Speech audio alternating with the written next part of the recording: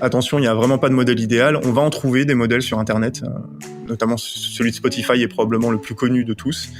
On en revient à, il faut comprendre le timing, il faut comprendre le besoin à ce moment-là. Le product, c'est quelque chose qui sert le reste du business, sert le reste de l'entreprise. Donc, il faut vraiment comprendre ce qu'on attend d'elle, de cette organisation product, pour choisir le modèle de fonctionnement qui correspond.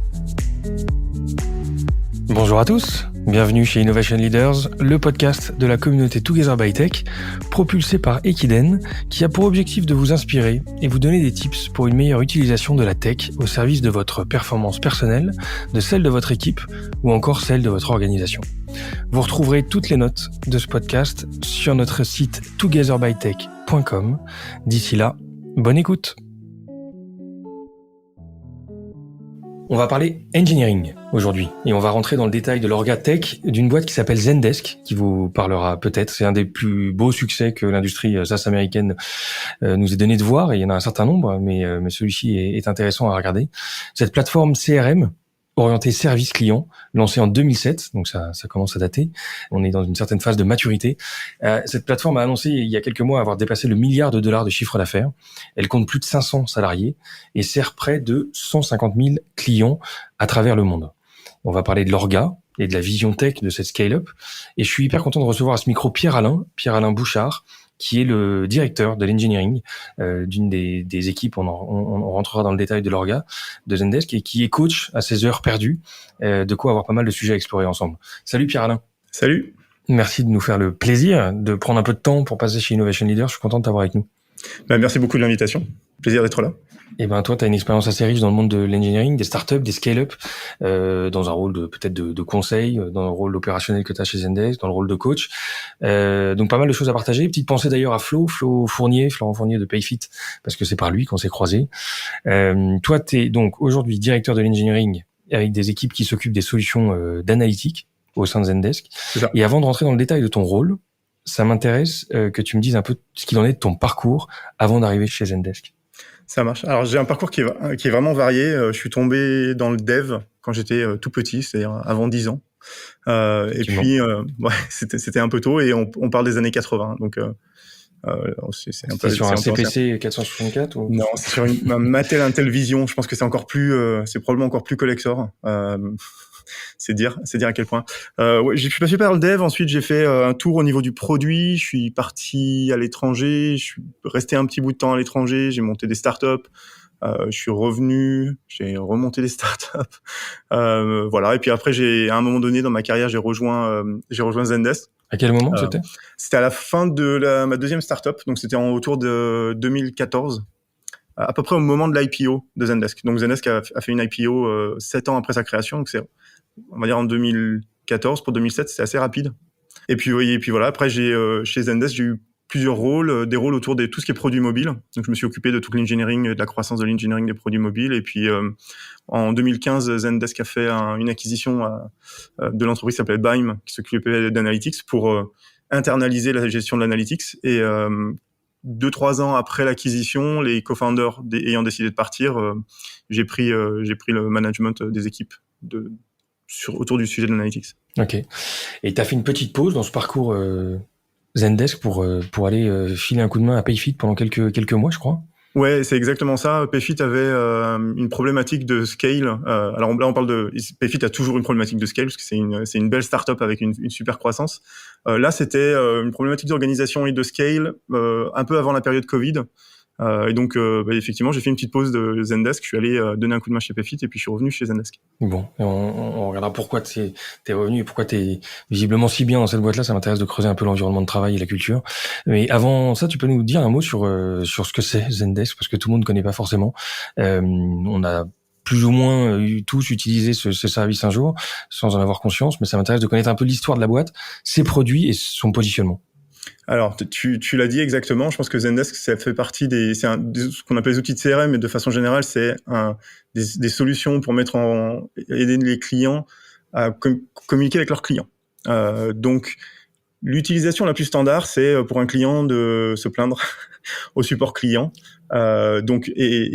Zendesk a plus de 100 000 clients. On compte plus, pour être très honnête, on compte plus vraiment le nombre de clients. On a des clients très gros, très petits à très très gros. Dans les très petits, il y a à peu près, il y a beaucoup de startups. Dans les très gros, on a toutes les entreprises ou la plupart des entreprises qui font de la livraison, du taxi, VTC, de la livraison en fait. Donc dès qu'il y a une interaction entre un client et cette entreprise-là, cette interaction-là, elle est gérée par Zendesk. Ok. Donc, vraiment, c'est un produit entre guillemets en marque blanche. Personne n'est censé voir Zendesk. Par contre, quand on a l'œil, on reconnaît le produit. On reconnaît le produit, de temps en temps on le voit aussi dans le lien, j'ai l'impression dans l'URL. Ouais, de temps en temps, je pense qu'en fonction des plans de pricing maintenant, il y a plus ou moins de marque blanche, ouais. Exactement. Et au niveau du channel, je sais pas si c'est le bon terme, mais on parle de web et mobile aussi. Alors on parle de tout en fait. On parle de web, de mobile, de messaging, donc tout ce qui va être WhatsApp. En fait, vraiment tous les canaux par lesquels un utilisateur va pouvoir communiquer avec une entreprise. Okay. Donc maintenant c'est vraiment multi. Alors le terme c'est multicanaux, mais c'est vraiment partout où il y a un échange possible, Zendesk est présent. Ok, et même sur WhatsApp, je creuserai cette partie-là, ça peut m'intéresser. Et pour t'en avoir entendu parler, il y a un environnement de travail ou une culture qui est assez unique chez Zendesk, avec une expérience. Je sais pas si la croissance est la même que les premières années, et s'il y a toujours cette notion un peu de conquête de l'Ouest et de croissance. Vous en êtes où aujourd'hui dans le développement de ce groupe? Est-ce que tu peux nous parler un peu de cette expérience que toi t'as vécue ces dernières années? Ouais, alors pour comprendre Zendesk, il faut imaginer des co-founders qui sont danois. Donc, qui ont une culture danoise, donc une culture européenne qui est assez centrée sur la personne. Et c'est une entreprise qui aurait déménagé assez tôt, qui serait allée aux États-Unis et qui aurait compris un peu les mécaniques de la Silicon Valley, des startups de San Francisco, et qui s'est développée comme ça. Donc, il y a un mix entre à la fois un besoin à l'époque où toutes les solutions de support client, c'était des solutions qui étaient ultra compliquées. Il y a un besoin de simplicité, il y a une espèce d'amour de la beauté. Pendant beaucoup d'années, on a utilisé le terme beautifully simple, donc vraiment construire quelque chose de simple et de beau parce que c'est simple en termes de notre culture produit, avec une croissance à l'américaine, et avec une obsession pour le produit, une obsession pour l'expérience client, plus que pour le chiffre d'affaires. Et je vais faire un parallèle un peu débile sûrement, mais tu penses que la notion du design scandinave épuré se traduit dans l'outil et dans son design? On peut faire un parallèle comme ça?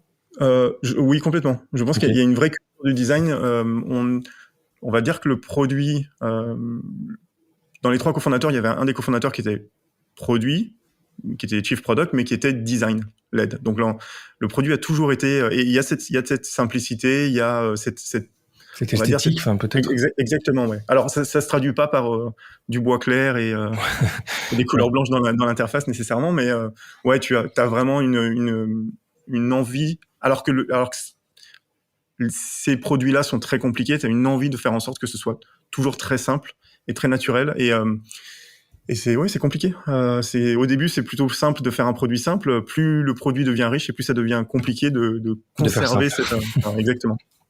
Ok, intéressant. Et tu disais la culture danoise centrée sur l'humain, ça implique du coup je sais pas, une sorte de care des employés et un environnement de travail où on sent une certaine attention de l'employeur vis-à-vis de ses équipes? Alors complètement. Ça fait partie des choses qui sont vraiment spécifiques à Zendesk, c'est-à-dire que d'ailleurs, il y a une vidéo qui date de 2014 de recrutement qui, à un moment donné dans la vidéo, dit en anglais, on recrute pas des trous du cul. Okay. Désolé je sais pas si tu dois le biper ou pas, mais ça avait été non bipé à l'origine, puis ça a été bipé après, évidemment. Mais je raconte cette anecdote parce que à peu près tous les gens qui sont arrivés à ce moment-là ont effectivement trouvé à l'intérieur de l'entreprise une culture de bienveillance. Mais pas une culture de bienveillance, quel que soit, on va dire, son département, quel que soit son besoin. On savait qu'il y avait toujours quelqu'un, quelle que soit la time zone, qui était prêt à nous aider. Et on était aussi, en échange, toujours prêt à aider si quelqu'un venait nous voir pour nous demander quelque chose, on est toujours prêt à aider. Donc c'est vraiment c'est un petit peu l'essence de la startup, avec cette espèce de bienveillance qui est ressentie au quotidien. Et non, ça donne quelque chose d'assez particulier. Il y a un autre terme qui a été utilisé chez Zendesk, qui est un mot qui a été inventé un peu plus tard dans l'histoire de Zendesk, qui s'appelle Humbledient. Alors c'est imprononçable. Oui. C'est le mélange de humble et de confident. Et c'est quelque chose qui a été particulièrement marqué chez Zendesk, c'est-à-dire en arrivant, ce qui marque chez Zendesk, c'est qu'on se retrouve avec des gens qui ont un talent fou, qui sont vraiment ultra forts, qui ont été capables de construire des systèmes qui fonctionnent comme aucun autre qu'on a pu voir avant. Et pourtant, on a affaire à des gens qui sont d'une humilité, mais qui est surprenante. Qui est impressionnante. Vraiment. Okay. Et du coup, quand on arrive dans ce cadre-là, soit on vit un petit peu, soit on le vit un peu comme ça aussi, soit on se sent complètement pas dedans. Et de façon générale, Zendesk a toujours été relativement bon pour recruter des gens qui matchent bien. Ce qui fait que la culture, les valeurs, elles ont toujours été présentes.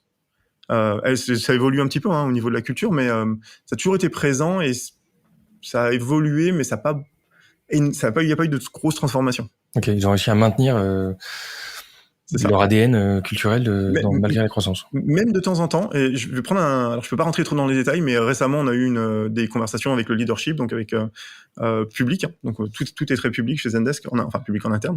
Ouais. On a eu un Ask Me Anything avec le CEO sur Slack qui répondait comme ça, qui a pris 1 heure de son temps pour répondre en live n'importe quelle question sans filtre.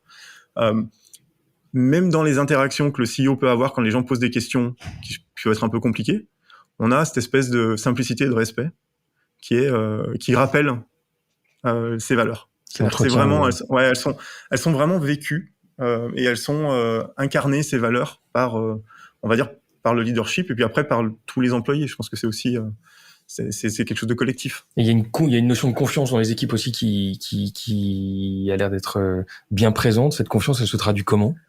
Elle se traduit. Alors cette confiance, elle se traduit à plein de niveaux. Elle se traduit d'un point de vue organisationnel. C'est là où je trouve le plus intéressant, c'est qu'on a vraiment un modèle qui est un peu aussi à l'échelle du modèle Silicon Valley des startups qui fonctionne bien, qui est un modèle où le leadership donne la vision, de la stratégie, la direction, mais la gestion opérationnelle, elle est en bottom-up. Donc c'est vraiment les équipes qui comprennent ce qu'ils font, qui comprennent l'impact qu'ils ont, la valeur qu'ils produisent et les challenges qu'ils ont aussi.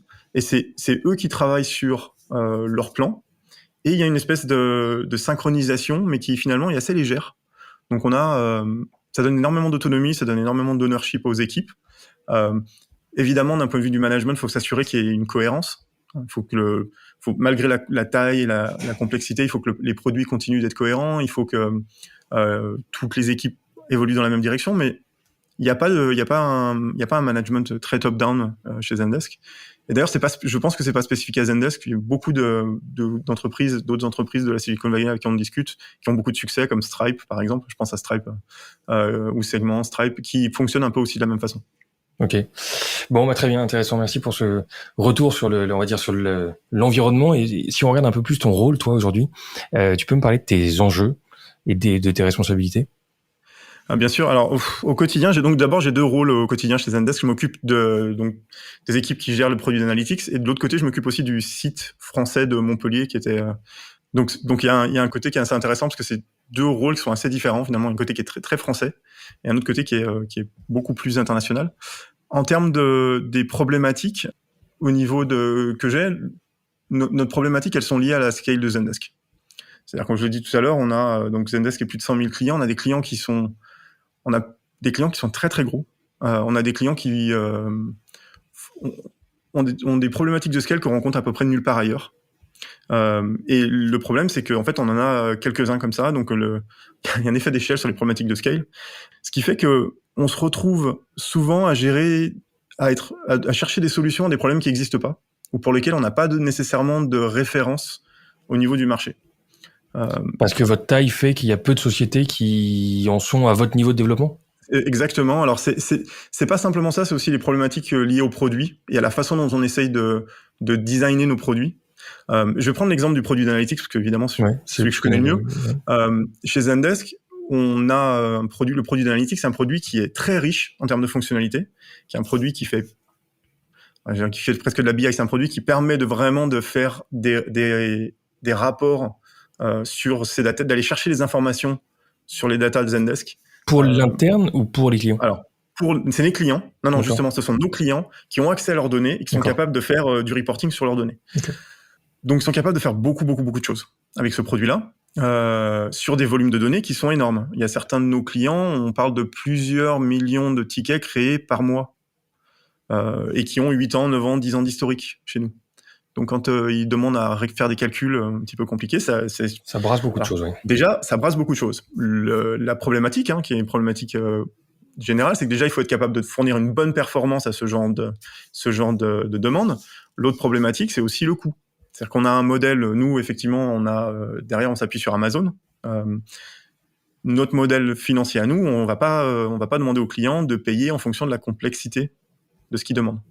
Donc, on doit nous s'assurer de trouver comment fournir. C'est un peu les problématiques du modèle SaaS en général. C'est d'un côté, on a un modèle de coût qui est un modèle qui augmente avec l'utilisation, et de l'autre côté, nous, on a un modèle financier qui, lui, n'a pas exactement ce genre de choses. Tu as presque tendance même à diminuer en fonction de l'utilisation. C'est ça. Donc, il faut arriver à trouver l'équilibre, il faut arriver à trouver les technologies. Un des énormes challenges qu'on a, c'est trouver des fois simplement les technologies qui sont à la fois suffisamment matures pour ne pas être complètement instables pour nos clients, parce qu'on peut pas leur donner un produit qui est instable, mais en même temps qui sont capables de fournir le niveau de performance dont on a besoin.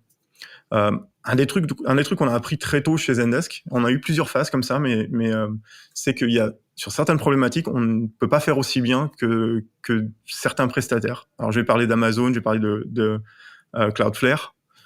On a eu nos data centers. Donc on a commencé en 2007. En 2007, on avait nos data centers. À un moment donné, on avait tellement de clients qui arrivaient qu'on n'était pas capable de provisionner le matériel assez vite. Donc on a commencé à se faire héberger ailleurs au lieu d'héberger nous-mêmes. Ensuite, on avait des problèmes de performance. On a dû passer sur des SSD qui étaient des choses un peu nouvelles pour l'époque. Aujourd'hui, ça n'a pas l'air, mais à l'époque, avoir des data centers avec des SSD, c'était relativement nouveau. À un moment donné, même malgré tout, avec toute la compétence qu'on a construite en interne, on n'était des fois pas capable de gérer notre propre trafic. C'est-à-dire que la planification du besoin en termes de ressources, en termes de croissance, était telle qu'en fait, on n'arrivait pas du tout à suivre notre propre croissance. Donc, c'est à ce moment-là où, stratégiquement, on a dû faire des choix, dont le fait de s'appuyer sur des partenaires qui, d'un point de vue de la compétence et de la spécialisation, sont meilleurs que nous. J'ai mentionné Amazon, mais pareil pour le trafic. Étant donné qu'on gère tout le trafic du support client de gens comme Uber, Airbnb, la plupart, comme je disais, de taxis, de ce qui est taxi et de food delivery, désolé. Voilà. Donc toutes les Deliveroo, Just Eat, Uber Eats. Ça fait beaucoup de trafic. Et vous êtes plutôt dans une logique technologique d'aller chercher des briques de solutions existantes plutôt que développer vos propres solutions. Comment tu organises ça? Ouais, en vrai, il n'y a pas une réponse type. Une seule approche, il n'y a pas une réponse type.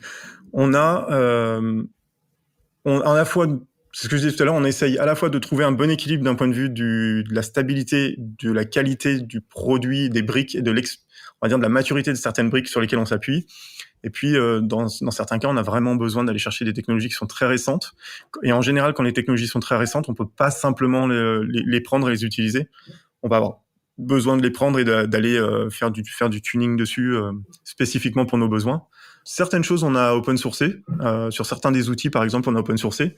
Sur d'autres, des fois, on le garde en interne. C'est pas tellement une question de propriété intellectuelle, c'est plus une question de temps. Parce que pour faire de l'open source et bien faire, il faut du temps.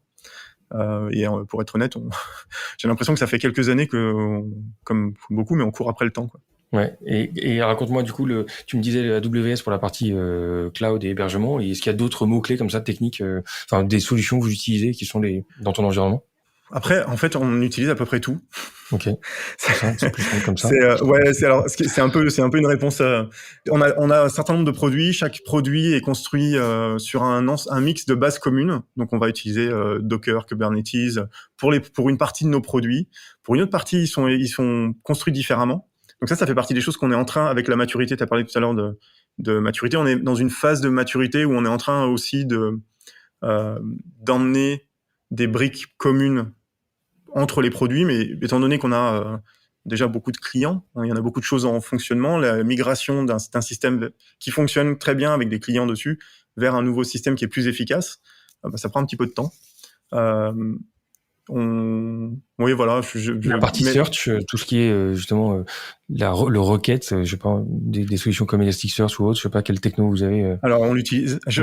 Ouais, tu dis en fait vous avez Ouais. En fait, d'un produit à l'autre, les produits ont souvent été conçus avec les meilleures combinaisons possibles, entre vraiment le mix entre les meilleures combinaisons possibles de technologies et de produits et notre besoin. Okay. C'est pour ça que on a à peu près j'ai à peu près toutes les data stores, donc toutes les bases de données possibles qui existent sur le marché. À un moment donné, soit on les a utilisées, soit on les utilise toujours. Et puis, pareil pour des solutions de search, on a aussi des solutions en interne de search sur certaines problématiques. Donc ça crée une certaine complexité quand même si elle n'est pas forcément visible de l'utilisateur. Exactement. Et c'est probablement, c'est super que tu aies mentionné ça parce que c'est probablement un des plus gros challenges qu'on a quand on rajoute des produits par le biais d'acquisition ou par du développement en interne. Quand on rajoute des produits, qu'on a des stacks différents, même qu'on est même chez Amazon, quand on est des régions différentes avec des systèmes différents, faire en sorte que ce soit pas visible de l'utilisateur, c'est assez compliqué. Et petite parenthèse, mais quand on onboard quelqu'un de l'extérieur dans cet environnement qui est quand même assez complexe, est-ce qu'on ambitionne de lui expliquer tout ou on le laisse sur son sujet en disant il y a un jour où tu comprendras peut-être le reste, mais pour l'instant on te laisse là-dessus. Je pense qu'on a, j'essaie de me rappeler, mais je pense qu'on a arrêté d'essayer de présenter tout. Alors on donne le contexte. Il y a toujours à peu près une semaine d'onboarding. Sur cette semaine d'onboarding, il n'y a plus qu'une journée qui est dédiée on va dire à l'engineering et au produit. Donc du coup, ça reste très très haut niveau. Mais ouais, je pense que ça fait plus de 5 ans on a tellement de produits, on a tellement de stacks, que c'est plutôt de la curiosité. On va dire, c'est plutôt en travaillant sur un produit, il y a des interactions entre ce produit et les autres systèmes qui sont autour. Donc très souvent, c'est plutôt par le biais de la découverte que l'onboarding se fait. Je sais pas si c'est utile de te demander, parce que j'avais en tête de te demander les quelques chiffres pour qu'on mesure un peu la dimension de l'environnement tech. Je sais pas si on peut parler de volume de données, de volume de transactions, de nombre d'utilisateurs et aussi le côté interne, combien de personnes travaillent pour la tech chez Zendesk. Si tu peux nous donner quelques chiffres pour qu'on mesure un peu l'environnement. Ouais, alors je vais reprendre certains des chiffres. Donc au total, Zendesk, c'est 6000 employés aujourd'hui. Ah ok, j'avais pas ça en tête. 6000 employés et l'engineering, c'est 1800 employés. Ok. Donc c'est un gros groupe. C'est un gros groupe. Le produit d'analytics, c'est 50, 60. Donc on a en fait à l'intérieur on va dire, on a des groupes, on fonctionne avec des groupes qui peuvent être relativement petits pour être autonomes et être rapides et continuer à être capable de livrer. Mais d'un point de vue global, on a quand même une grosse entité. Alors en vrai, j'ai pas les chiffres à l'échelle de Zendesk parce que c'est un petit peu sur la question d'avant où tu me demandais si on savait ce qui se passe à l'extérieur. On sait beaucoup ce qui se passe en interne.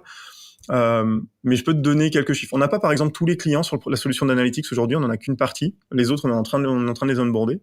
Mais on en a à peu près 60 000. Ces 60 000 clients représentent 1,5 million d'utilisateurs, d'agents, uniquement d'agents. Pas d'utilisateurs de nos clients. Voilà. Les utilisateurs finaux, pour donner un exemple, le plus gros de nos clients, il a 255 millions d'utilisateurs. Okay. Donc, dans nos systèmes à nous, il y a toutes les interactions entre ces, on va dire 5000 agents. Imaginons que ce client-là a 5000 agents. On a toutes les interactions entre ces 5000 agents et ces 255 millions de personnes avec qui il y a eu des interactions.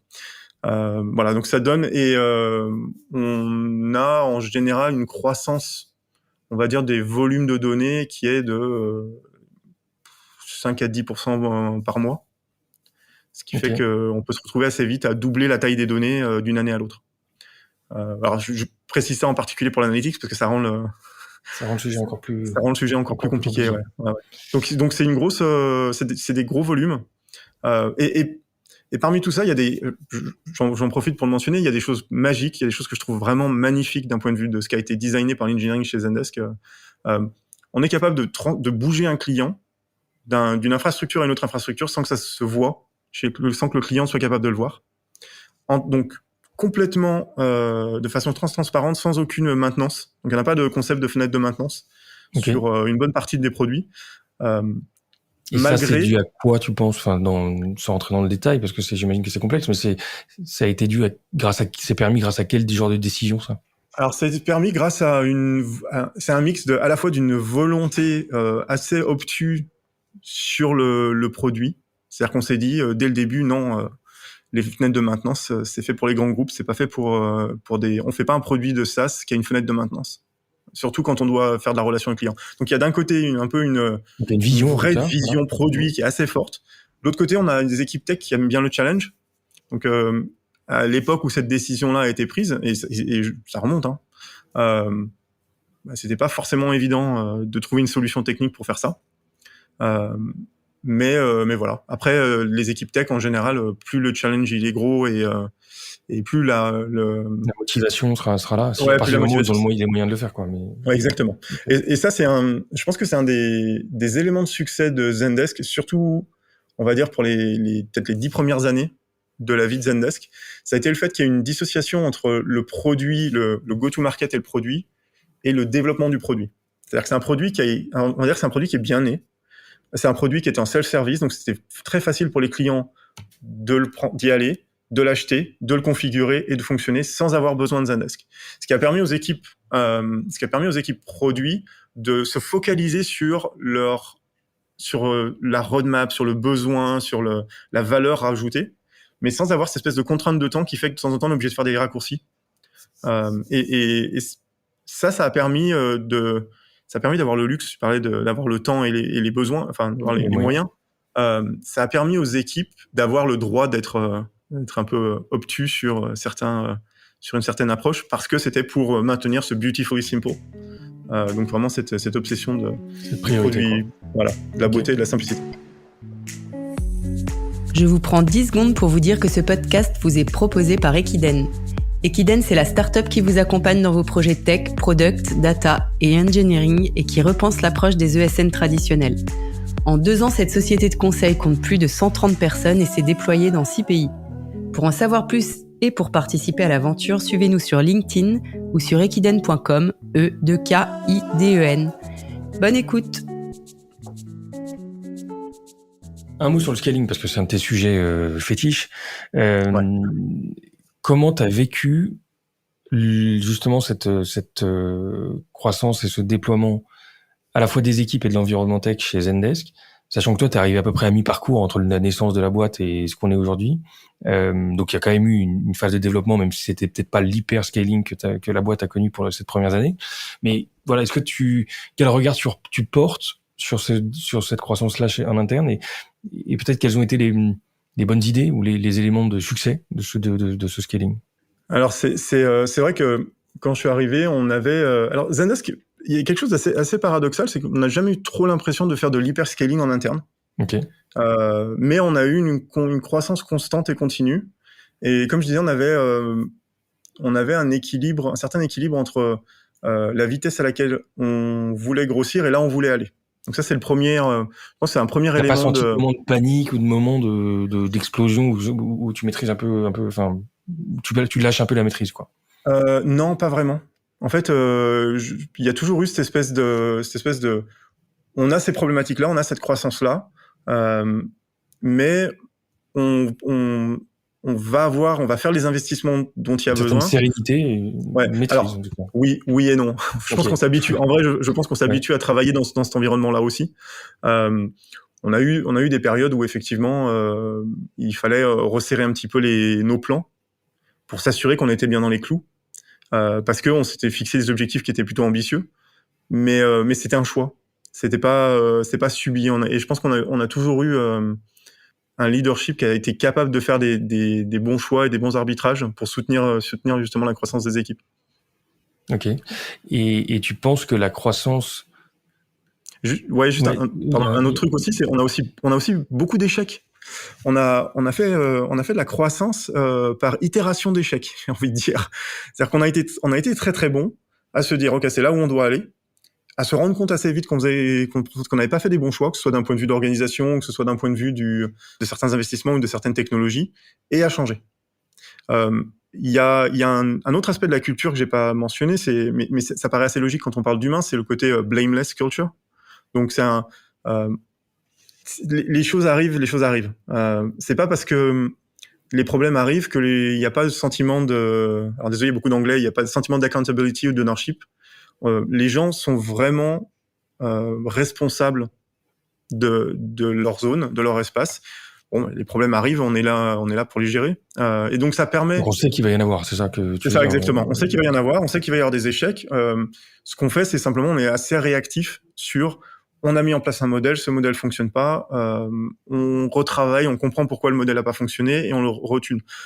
Et que ce soit d'un point de vue engineering produit, mais de façon générale, même en go-to-market, au niveau des équipes de sales. Je pense que dans l'histoire de Zendesk, plusieurs fois, on est parti après les gros clients, donc on a voulu faire de l'up-market trop tôt. Et notre cœur d'utilisateurs et de clients était plutôt à l'époque dans les plus petits, les SMB. Et c'est marrant parce que ça, c'est un sujet hyper fréquent. C'est J'en très parlais avec fréquent. mes filles justement, où on se brûle les ailes, elle est trop gros et on n'est pas là. Le timing de ça est très très difficile. Ça c'est un exemple. Par exemple, un autre exemple d'un point de vue organisationnel qu'on a eu, c'est qu'à un moment donné, on avait un leadership, on va dire, produit.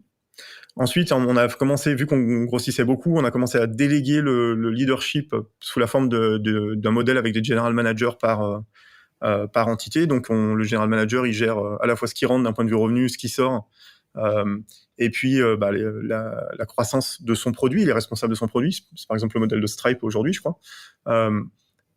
Ça marchait bien, sauf que ça, pour Zendesk, avec la culture Zendesk, ça aboutit à avoir un produit qui avait l'air un peu dissocié. Parce que évidemment chacun gérait son business comme une BU à part entière. Exactement, on avait d'ailleurs le produit d'analytics avait sa propre BU avec son revenu qui rentrait, ses dépenses, et on gérait ça de cette façon-là. Sauf que effectivement, on a assez vite compris que ça, pour Zendesk, ça marchait pas parce que le trade-off de ce modèle-là, c'était que on commençait à avoir une expérience utilisateur, un design du produit qui était trop drivé, désolé, vraiment pour les anglophones, pour la partie anglais, mais qui était vraiment trop drivé par le management de chacune des BU. Donc on est revenu sur un modèle un peu casser un peu les silos. C'est ça. Ok. Alors on est un peu plus matriciel maintenant vu la taille de l'organisation. Ok.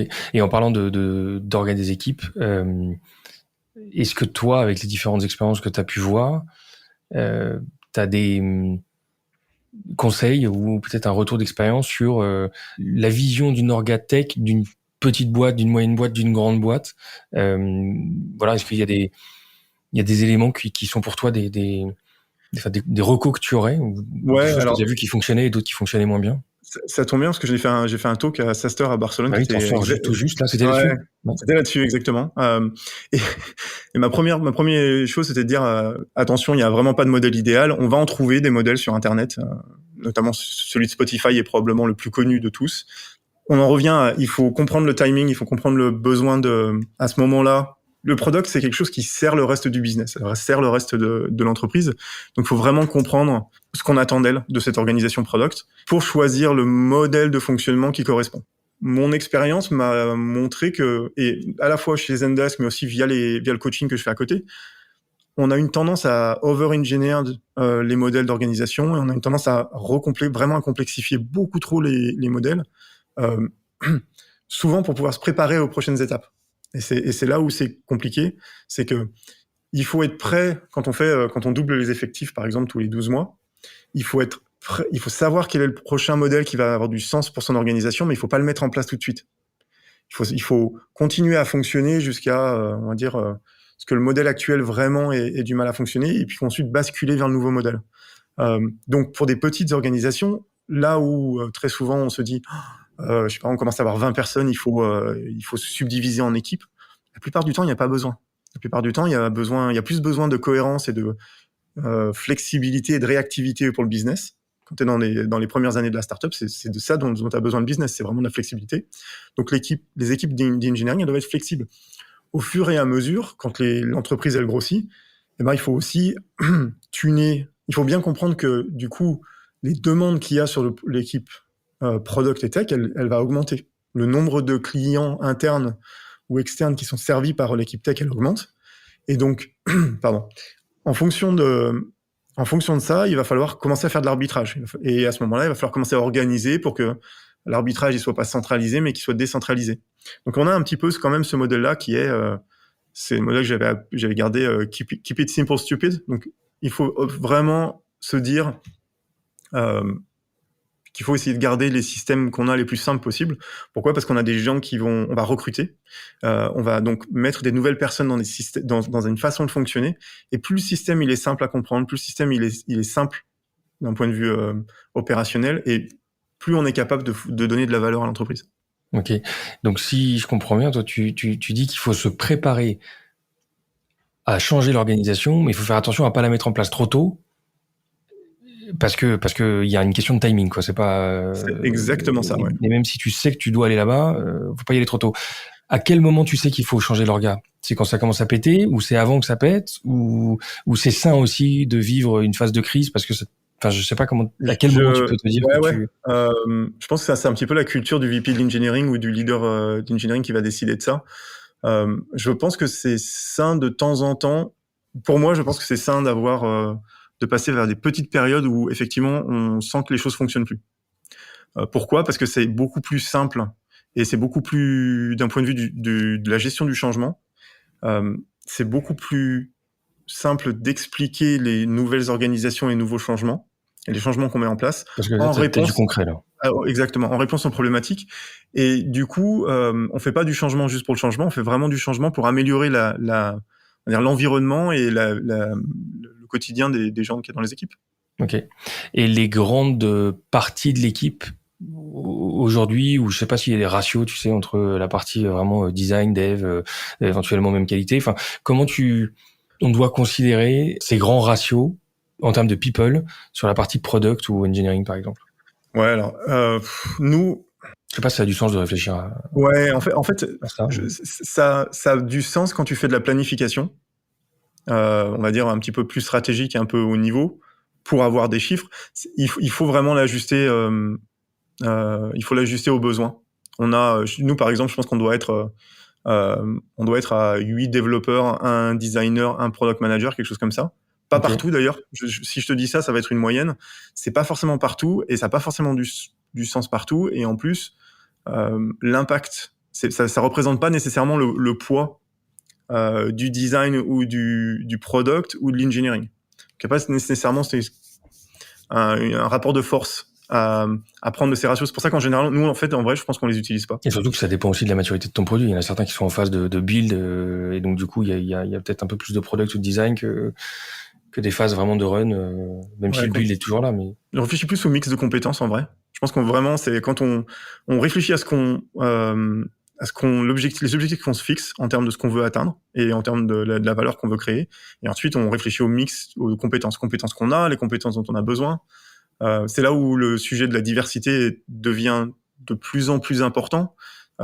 Et c'est pas, comme on dit diversité, c'est vraiment pas que homme-femme, hein, c'est vraiment aller chercher des gens avec des compétences différentes, avec des expériences différentes, avec des backgrounds différents, pour pouvoir justement arriver à trouver ce mix qui va fonctionner pour ce qu'on veut en faire. Et t'as des exemples ou t'as vu des choses qui fonctionnaient bien sur la cohabitation et la collaboration entre ces équipes-là pour favoriser le Alors oui, lien, quoi.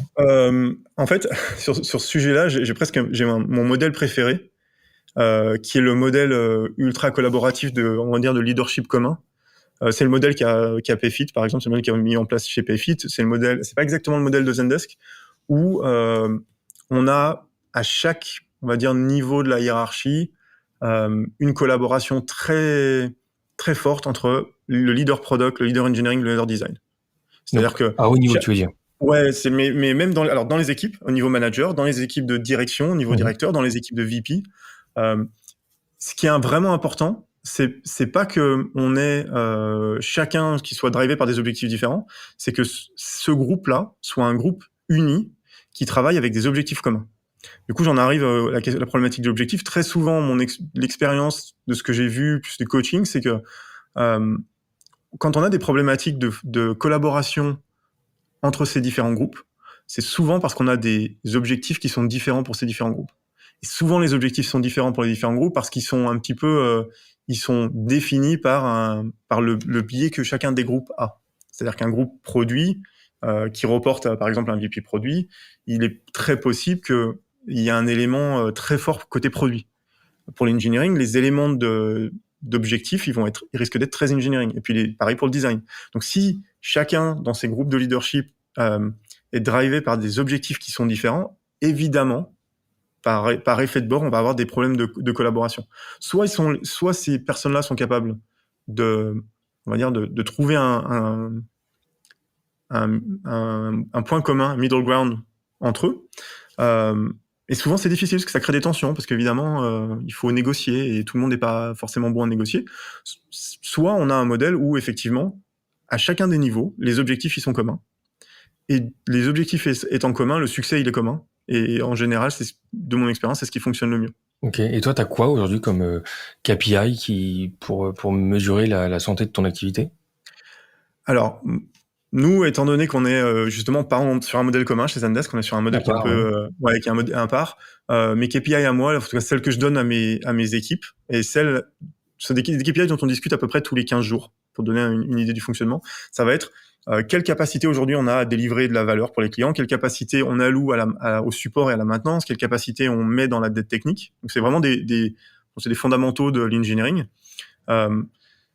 Quel est notre niveau de service, niveau de qualité, nos SLF en fonction des différents aspects sur la fiabilité, sur la sécurité. Donc il y a un mix en fait de métriques opérationnelles. Et ces métriques opérationnelles-là, elles sont, on va dire, on les définit avec les équipes. On a souvent un tronc qui est assez commun. Mais après, c'est ces équipes-là, mes équipes, qui vont être responsables de ces KPI. Donc c'est à eux de regarder comment ça fonctionne dans leur équipe, de regarder au quotidien comment ça évolue, et d'être capable et on travaille beaucoup là-dessus, d'être capable à un moment donné de step back, de reculer, de regarder un petit peu comment ils fonctionnent, et d'avoir des indicateurs en se disant là on a probablement un problème, il faut qu'on agisse là-dessus. Donc ce fonctionnement-là, il est fait vraiment pour donner beaucoup d'autonomie et pour favoriser les conversations, les discussions d'un point de vue beaucoup plus stratégique sur est-ce qu'on continue sur ce fonctionnement-là, voilà les problèmes qu'on a avec ce fonctionnement-là, ou est-ce qu'on fait des ajustements temporaires, un peu plus structurels. Voilà. Donc, bien. petite idée. Bah merci. Au niveau du remote, je sais que, quand tu parlais tout à l'heure de confiance des équipes, ça passe aussi par une liberté qui est donnée aux équipes. Les équipes sont dures à recruter, donc faut qu'on soit un peu souple en termes d'employeur. Bien avant le Covid, Zendesk était open sur ces sujets-là. Ça passe par quoi? Une organisation maîtrisée et des équipes maîtrisées, tout en leur donnant en leur laissant la place à l'initiative, au remote et à la confiance. Ça implique quand même une certaine routine, peut-être pas un contrôle, tu vois, mais il y a des éléments qui font que tu t'assures quand même que les équipes sont toujours productives, liées, intégrées dans la boîte et bien dans leur pompe. Il y a quoi comme outil ou comme référentiel qui est mis en place là-dessus? Alors, avant le Covid, en fait, Zendesk n'était pas du tout remote. Ah, pas Zendesk, du tout. Non, du tout. Non, c'était Zendesk est une entreprise qui avait beaucoup investi dans ses bureaux comme étant un élément différenciant en termes de culture et avec une collaboration qui était vraiment centrée autour des bureaux. Alors, il s'avère que dans certains cas, comme c'était le cas pour l'analytics, on avait dans certains groupes, on avait des gens qui étaient déjà en remote, et souvent c'est des gens qui étaient expérimentés en remote. C'est-à-dire que c'est des gens qui avaient vécu le remote avant et qui, du coup, à qui on pouvait donner une grande confiance parce qu'on sentait dès le début qu'effectivement, ils savaient gérer en remote. Le Covid est passé par là. On a appris, je pense, un petit peu comme beaucoup d'entreprises à faire avec le remote. Alors, du coup, on a basculé complètement dans un mode qu'on appelle le digital first. Et on avait cette demande-là. Les employés demandaient effectivement à être en remote ou en tout cas être dans un mixte. Le modèle que je te décris avant, il est parfait en vrai pour le remote. Il est parfait pour le remote parce que si on fait du management par objectif, alors on fait du management par objectif, mais pas du management type OKR, mais on le fait pas pour, entre guillemets, fliquer nos employés. On le fait pour leur dire, voilà, le succès de votre équipe, c'est ça. Le plan qu'on a, c'est ça. Tu t'organises comme tu veux. Le but, exactement. c'est ça. Et c'est t'as ça. Pas de compte à rendre. En fait, si. Par contre, les comptes à rendre, ils se font sous la forme d'une discussion, d'un échange qui est en général on va dire tous les trimestres d'un point de vue du produit, parce qu'on fait quand même pas mal de planification trimestrielle, et d'un point de vue vraiment plus opérationnel, puisqu'on a quand même beaucoup de systèmes à maintenir. Là, on le fait tous les 15 jours. Donc tous les 15 jours, l'équipe va passer, une partie du membre de l'équipe va passer 30 minutes à regarder tous les outils de management. Alors on a évidemment investi et tout intégré pour pas qu'il y ait besoin que les équipes passent du temps à faire de la collection de données. Toute la donnée, elle est dispo. Mais que les équipes, là pour le coup, les équipes viennent nous voir et nous disent, bon ben voilà, sur ce sujet-là, on a fait mieux que d'habitude, sur ce sujet-là, on fait moins bien, mais c'est voilà les éléments environnementaux qui expliquent pourquoi on a fait moins bien, ou on fait moins bien et on sait que c'est un problème, et voilà le plan pour corriger ça. Donc on a ce type de conversation-là, et en fait ce type de conversation-là, ce qu'elle donne, c'est qu'elle construise la confiance. C'est-à-dire que alors il y a évidemment au début un trust and control, c'est-à-dire qu'au début ce qui est le plus difficile, c'est de donner la confiance aux équipes. Si on n'est pas sur ce mode-là, c'est de donner la confiance aux équipes, accepter que les équipes vont pas nécessairement comprendre ce qu'on leur demande, parce qu'il faut du temps, il faut un certain nombre d'itérations pour vraiment affiner ce qui est demandé, et au fur et à mesure qu'on affine ça, donc ajuster, et après les équipes elles tournent. Après le boulot du management et du leadership en général, c'est de s'assurer effectivement qu'on est bien aligné, donc être capable de dire à n'importe quel moment, voilà toujours les priorités de l'entreprise à haut niveau, voici les priorités du groupe qui s'alignent dans les priorités de l'entreprise, et puis voilà la contribution qu'on s'attend à avoir pour le trimestre par exemple. Ok, très clair. Un mot sur la partie recrutement, parce que tu as dû en voir des sujets de recrutement dans ton parcours jusqu'ici. Est-ce que tu as un retour d'expérience sur, vu le contexte un peu short en termes de compétences, c'est un peu la guerre des talents, mais ça m'intéresse de savoir ce que tu recommanderais pour un process de recrutement qui te semble maîtrisé ou efficace. Alors le recrutement, soyons clairs, hein, le recrutement c'est stratégique. S'il y a probablement une chose que le VP de l'engineering ne peut pas bien faire, c'est le recrutement. On peut échouer à d'autres choses, mais si on échoue en termes de recrutement, c'est toute la stratégie, c'est un peu tout le plan du stratégie sur lequel on peut pas exécuter. Donc il faut repartir sur les fondamentaux. C'est d'abord le recrutement, c'est une équipe. Il y a l'équipe des recruteurs, des talent acquisition. Il faut avoir une bonne équipe de recruteurs. Pour bien recruter, il faut une bonne équipe de recruteurs. Une bonne équipe de recruteurs, il faut trouver le bon mix. Ce mix, il va dépendre du volume qu'on va vouloir faire en termes de recrutement, de la vitesse et des compétences. Donc il faut déjà, mon premier point, c'est vraiment s'assurer qu'on a une équipe de recrutement qui est capable, qui a les outils, qui a les connaissances, qui a les compétences, qui a l'expérience pour faire ce que on a décidé d'un point de vue de la stratégie. Et si on n'a pas ça, ça sert à rien de commencer. Il faut d'abord fixer ça. Il faut d'abord s'occuper de ça. Et puis ensuite, faut aider cette équipe-là en faisant beaucoup d'itérations très rapides. Alors, je parle beaucoup du fonctionnement interne avant de répondre à la question sur le process, mais c'est parce que c'est les bases. Ouais, c'est les bases. Il faut que ce soit très très fluide. Il faut que les managers, les directeurs, les VP soient à disposition des équipes de recrutement, qu'il y ait du feedback très régulier sur le type de talents qu'on trouve, où est-ce qu'on les trouve, la pipeline, le type d'engagement qu'on a. Dans un modèle idéal, le recrutement, c'est un truc qu'on commence avant même d'avoir des postes ouverts. C'est-à-dire que il faut des recruteurs qui aient cette culture du réseau, qui soient capables de créer des connexions. Et ensuite, il faut ces recruteurs-là, il faut leur fournir les bons outils. Il faut aussi faire en sorte qu'ils passent pas du temps à faire de la planification, etc., etc. Il faut vraiment que tout soit fluide autour d'eux, parce qu'ils sont un élément clé de la stratégie. Ensuite, il faut pour le process lui-même, il faut vraiment le tuner d'abord j'ai envie de dire à l'entreprise.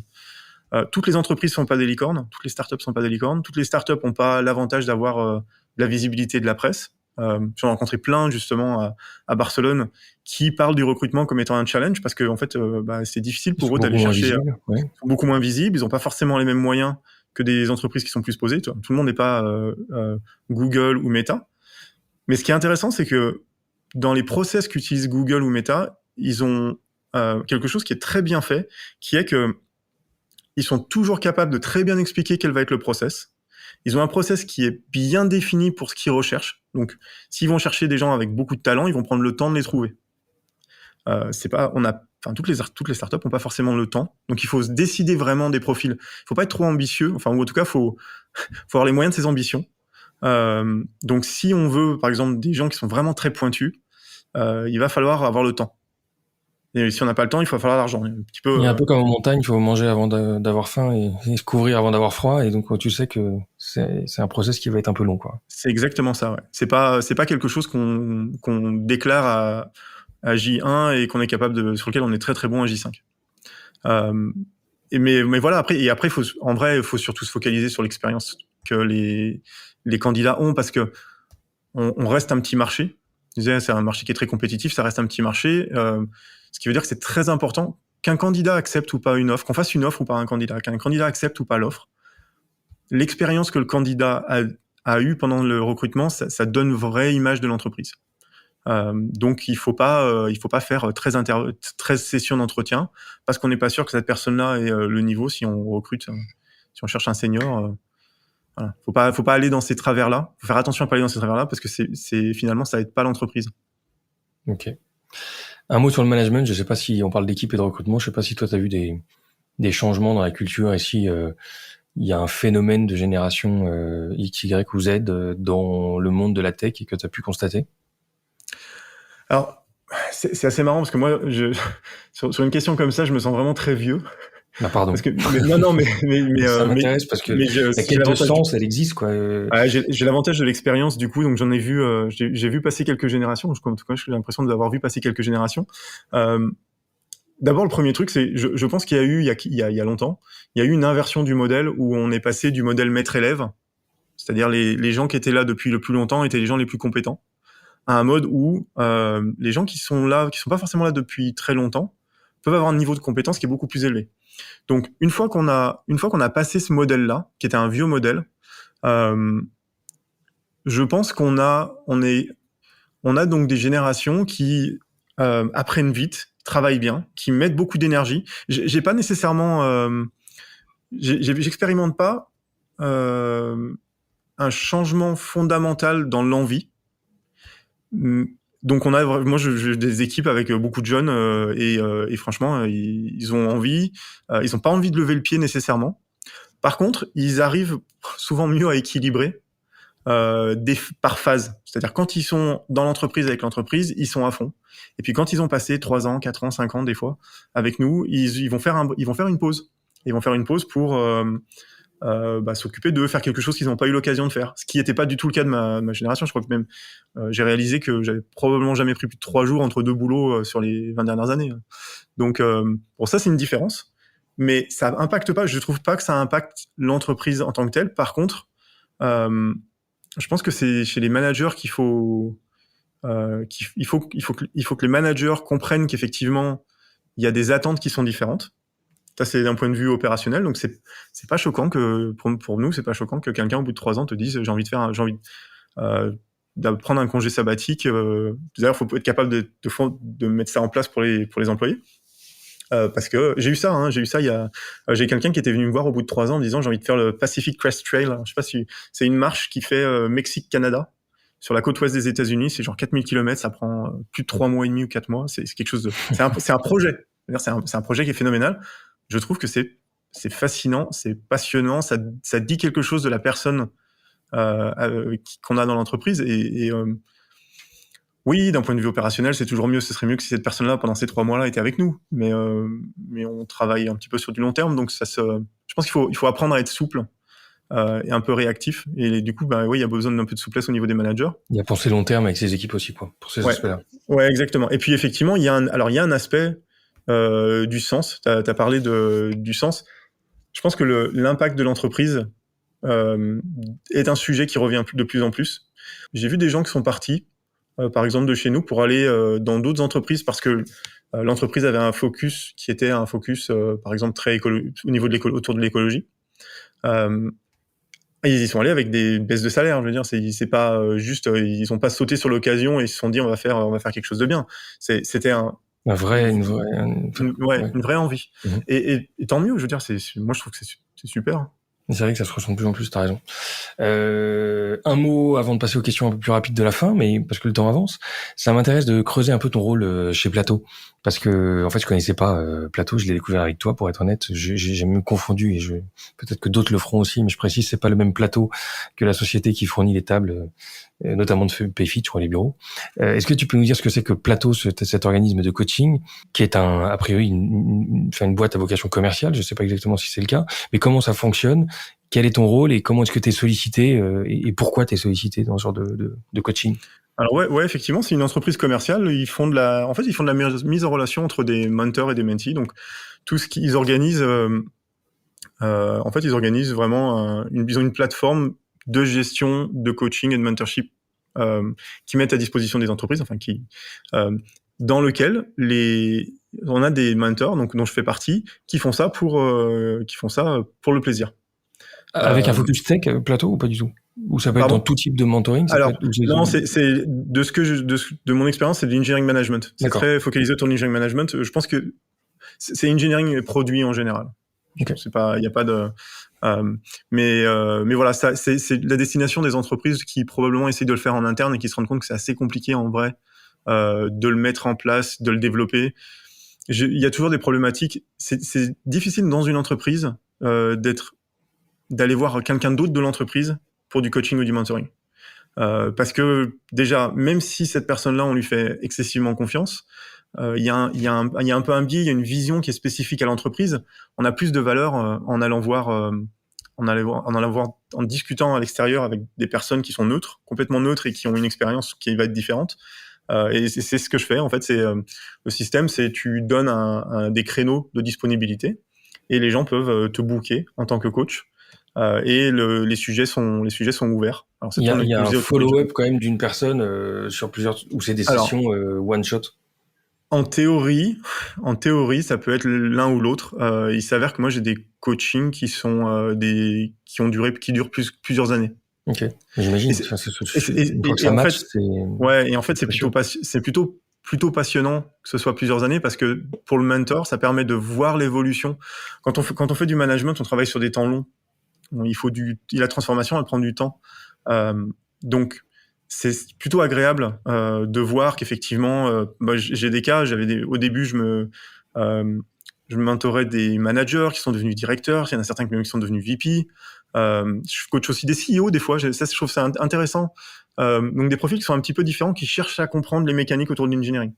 Donc, j'ai un CEO d'ailleurs que j'ai croisé pour la première fois à Barcelone. Pareil, c'est un peu le hasard. Qui cherchait à comprendre ses équipes. Et en fait, je pense qu'il pouvait pas poser des questions directement pour différentes raisons. Parce que déjà quand on est CEO, on peut pas poser les questions de la même façon que quand on est monsieur tout le monde dans une entreprise. Il y a toujours un petit peu cet élément du est-ce que je dois. T'es censé savoir ou est-ce que je peux tout dire au CEO. Donc moi c'est quelque chose que je fais depuis plus de 4 ans. Ça prend à peu près 1 heure par semaine, en général, je donne entre 1 heure et 2 heures par semaine. J'ai du mal, à vrai dire, avec 2 heures, donc de façon. Mais par contre, c'est un truc que je bouge pas. C'est vraiment, c'est calé dans mon calendrier, je le bouge pas. Et c'est assez similaire à ce que je fais avec mes managers dans ma culture à moi de management. Donc, j'applique un petit peu de toute façon les mêmes façons de fonctionner en interne que via Plateau. Mais moi, je trouve passionnant, en fait, et c'est passionnant et c'est intéressant quand on est un leader de voir les problématiques qui existent dans les autres entreprises. Parce que ça se donne aussi un peu de grain à moudre et de la perspective sur ce qu'on fait et comment on fait les choses. Et on se repose un peu la question des fois de est-ce qu'il n'y a pas d'autres façons de faire les choses? Est-ce qu'on peut pas améliorer aussi les choses nous en interne? Donc c'est un peu le deuxième effet. Le premier effet, c'est vraiment d'aider quelqu'un à grandir. Et le deuxième élément, c'est aussi de s'aider soi-même à grandir. Un peu de la même façon que tu peux avoir ton propre board d'advisor quand tu es dans des rôles à responsabilité pour justement combler tes lacunes. Parce que dans le leadership, il y a une grosse dimension d'expérience. Et quand on commence, l'expérience, on l'a pas forcément. Ok, c'est passionnant. On passe aux questions rapides, si ça te va. Quel serait ton conseil, toi, si à quelqu'un qui vient d'arriver dans ce rôle de VP Engineering, tu conseillerais quoi à cette personne pour que ce nouveau rôle soit un succès? Je vais donner 2 conseils. Le premier, c'est construire son board d'advisor, c'est-à-dire aller chercher de l'expérience quand on n'en a pas. Trouver des gens, soit à l'intérieur, soit à l'extérieur, mais trouver des gens avec qu'on peut challenger, qui vont nous challenger, justement pour faire cette acquisition d'expérience. Le deuxième, c'est rester connecté aux équipes. Alors VP d'engineering, en fonction de la taille de l'entreprise, ça peut être un rôle qui est très connecté aux équipes, ça peut être un rôle qui est très déconnecté. C'est très important de rester connecté aux équipes, spécialement quand on commence à avoir des équipes de management, donc des niveaux intermédiaires. Il y a beaucoup de valeur et beaucoup d'informations à faire ça. Juste un truc, board advisor, ça fait 2 fois que t'en parles, j'avais pas tilté, c'est que j'étais pas forcément le CEO avec sa boîte, c'est aussi à titre individuel, toi, tu le recommandes sur le même principe d'avoir des gens qu'on peut sélectionner sur des sujets variés autour de soi. Exactement. Ça, c'est quelque chose que j'ai mis en place il y a quelques années à titre personnel, sur la base des VP ou des CTO avec qui j'ai travaillé, avec qui j'ai développé des très bonnes relations, qui sont des gens que je vais mettre à contribution de temps en temps, sur des problématiques particulières, ou sur des choses sur lesquelles je suis pas sûr, ou sur des choses sur lesquelles j'ai travaillé avec mon équipe, on est arrivé à quelque chose, mais j'ai envie d'avoir un petit peu le... Et tu leur dis, et voilà, j'aimerais bien te solliciter régulièrement sur ce thème-là, est-ce que tu es OK sur le principe que... Ouais, exactement. C'est assez canon comme démarche, enfin, c'est assez évident, mais... Il y a beaucoup il faut savoir qu'il y a une grande gentillesse. Ouais. Si les gens sont capables de libérer du temps, en fait, ça, c'est souvent cette problématique-là, donc il faut y aller préparé. Mais on trouve assez facilement des gens qui ont envie d'aider. Bon, je note la démarche et je vais peut-être m'en inspirer. Est-ce qu'il y a une boîte techniquement, en parlant d'inspiration, qui t'inspire particulièrement en ce moment, dans son exécution, dans sa vision? Ouais, peut-être pas sur la tech, mais j'adore Datadog. Ok. J'adore Datadog pour une raison, c'est que c'est probablement parce que c'est assez proche finalement des problématiques de Zendesk aussi. Ils ont un produit qui continue malgré les années, la complexité, qui continue d'être super simple et super puissant. C'est-à-dire que vraiment pour arriver à être capable de faire des choses simples, donc dans Datadog on est capable de faire des choses vraiment très simples, très rapides, très puissantes et vraiment très utiles au quotidien. Mais derrière il y a des problématiques. Eux aussi ont des problématiques assez monstrueuses, donc voilà, c'est une boîte que j'aime bien. Et assez mature en IPO aussi. J'avais essayé de contacter les patrons pour les avoir au micro justement. Je pense qu'il y avait un certain Olivier Paumel qui était le CEO fondateur, qui sont basés à New York, mais j'ai jamais réussi à les contacter encore. Peut-être via les anciens de Logmatic. De Logmatic. Logmatic avait été une acquisition qui a été faite par Datadog ou. Bon, si tu me fais un coup de main là-dessus, on en reparlera en off. Ouais, ça marche. Mais ça m'intéresse. Est-ce qu'il y a un VP Engineering qui se démarque selon toi sur la place un peu et que tu aurais pu prendre en tant que mentor justement? Alors, j'en ai un, mais il est en interne et il est pas VP Engineering et c'est notre CTO. Ok. Alors, il était président des produits avant, donc c'est en gros le super VP, c'était notre super VP Engineering produit de l'époque. Il est devenu CTO, qui a un rôle un petit peu différent chez Zendesk. C'est Adrian McDermott et c'est juste quelqu'un de phénoménal. En vrai, c'est quelqu'un effectivement hors de... Alors, de temps en temps, je vais le mettre à contribution, mais ça va être très léger. Chez Zendesk, c'est vraiment quelqu'un...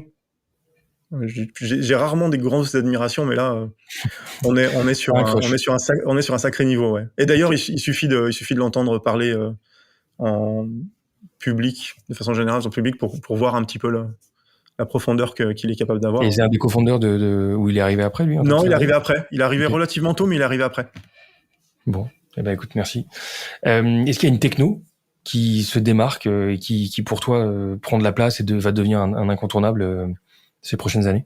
Alors, je réponds jamais directement aux questions. C'est pas une techno, je pense que c'est une combinaison de techno. C'est-à-dire qu'on a une trend aujourd'hui, c'est la simplification. Tout est devenu plus facile, plus rapide. C'est plus facile d'avoir accès aux infrastructures, c'est plus facile de construire du logiciel aujourd'hui. C'est un peu plus facile, par exemple, de faire de l'intelligence artificielle aujourd'hui, voilà,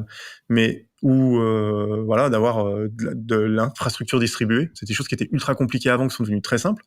Elles sont pas encore combinées ensemble.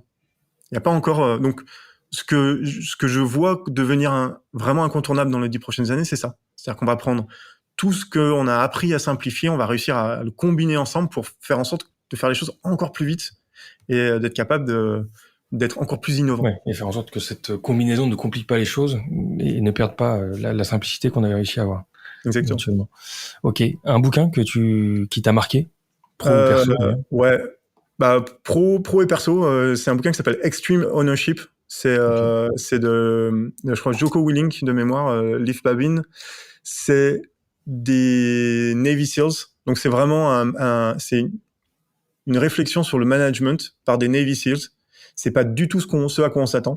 Et il y a beaucoup dans la littérature autour du management, il y a beaucoup de livres qui viennent, comme je crois qu'il y en a un qui s'appelle Turn the Ship Around, Je me souviens plus de qui l'a écrit. Ce que j'adore avec ce livre, c'est finalement le fait que il faut bien réaliser l'importance du leadership, la responsabilité du leadership. On va presque dire qu'il n'y a pas de mauvaise équipe, il n'y a que des mauvais leaders. C'est-à-dire qu'un mauvais leader, c'est un leader qui n'a pas suffisamment réussi à faire comprendre à ses équipes c'était quoi l'objectif, qu'est-ce qu'on fait, pourquoi on le fait. Et c'est très très... Ce qui est intéressant, c'est que dans leur cas, dans le cas des Navy Seals, on parle de vie et de mort. Effectivement. Ça aide un petit peu à mettre en perspective. Nous, on n'en est pas là, en fait. Mais on a des problématiques de management qui sont similaires et on doit, on va dire, un bon leader. C'est un leader qui se pose beaucoup de questions, qui va se remettre en question, qui, à chaque échec de ses équipes, doit se poser la question de savoir ce qu'il n'a pas bien fait ou ce qu'il peut améliorer. Donc, j'adore ce bouquin pour ça. Et j'y reviens, en fait. Je repioche dedans régulièrement. Bon, j'ai jamais entendu parler, c'est noté. Est-ce qu'il y a une app dans ton téléphone que tu recommandes à tout le monde d'avoir? Podcast. De Zendesk. Ouais, non, même pas. J'ai un podcast ou Audible en général, juste parce que j'avoue avoir du mal à trouver du temps pour lire. Mais j'arrive plus à avoir de temps pour écouter que pour lire. Et voilà, et t'as accès à tout. On a la chance d'avoir accès au savoir et à la compétence. Au savoir, ouais. Donc c'est assez magique, quoi. Bien. Et dernière question, si je devais avoir quelqu'un sur ce podcast, dans toutes les personnes que tu as pu croiser et qui ont été inspirantes autour de toi, t'aurais quelqu'un à me recommander? Ouais, je pense à Loïc Soubéran de Swile. De Swile. Okay. Swile et Tids, parce que étant dans la Montpellier Tech. Voilà. Je sais pas comment.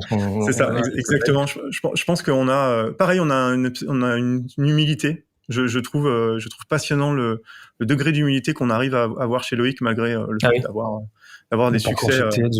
Ou chez Swile. C'est quand même, on a quand même, et de façon générale, on arrive, je trouve, dans la tech française à un moment qui est vraiment intéressant où on a des secondes ou troisième génération de succès. On a des entrepreneurs qui ont fait ça plusieurs fois, qui donc plus un mix de gens qui ont grandi dans des entreprises avec des cultures un peu différentes, comme les entreprises, comme les startups américaines, et on est en train de développer un joli terreau, vraiment un truc très très sympa. Mais ouais, définitivement Loïc, je pense que il y a toujours, c'est pareil, un petit peu d'admiration. Je pense que c'est le co-founder que je suis, toujours de l'admiration pour ceux qui arrivent à trouver la bonne idée, le bon timing, la bonne exécution. Clairement. Eh ben, merci pour tous ces recos et tous ces feedbacks, Pierre-Alain, c'était passionnant. À bientôt, bonne route. Merci. Salut. Voilà, cet épisode est terminé. J'espère qu'il vous aura plu. Si c'est le cas, suivez-nous sur LinkedIn ou directement sur notre site togetherbytech.com. Prochain épisode dans quelques jours. D'ici là, portez-vous bien.